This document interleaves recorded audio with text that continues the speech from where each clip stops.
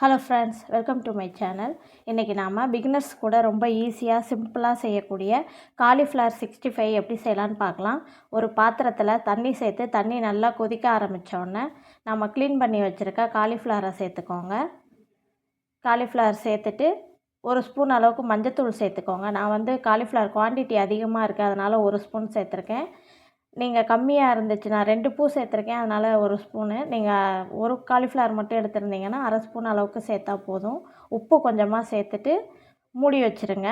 வேக வைக்க வேண்டாம், மூடி வச்சுருங்க. அந்த அடுப்பை ஆஃப் பண்ணிட்டு மூடி வச்சிங்கன்னா அந்த சூட்லேயே வெந்துடும்.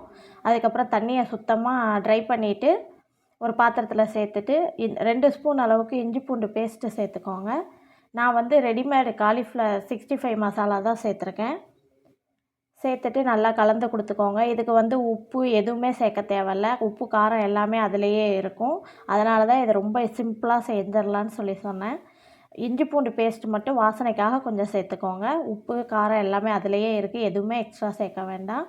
கொஞ்சம் ஸ்பைஸியாக இருக்கும். ஸ்பைஸு கொஞ்சம் கம்மியாக வேணும் அப்படின்னு நினச்சிங்கன்னா கொஞ்சமாக அரிசி மாவு மட்டும் லைட்டாக சேர்த்துக்கோங்க. சேர்த்துட்டு ஒரு கடாயில் எண்ணெய் சேர்த்து எண்ணெய் நல்லா சூடானோன்னே காலிஃப்ளவர் கொஞ்சம் கொஞ்சமாக போட்டு பொரித்து எடுத்திங்கன்னா நம்மளோட காலிஃப்ளவர் 65 ரெடி ஆயிரும். ஈவினிங் டைமில் குழந்தைங்களுக்குலாம் செஞ்சு கொடுத்தீங்கன்னா ரொம்ப விரும்பி சாப்பிடுவாங்க. சேனல் பிடிச்சிருந்துச்சுன்னா லைக் பண்ணுங்கள், ஷேர் பண்ணுங்கள், சப்ஸ்கிரைப் பண்ணுங்கள். தேங்க்ஸ் ஃபார் வாட்சிங்.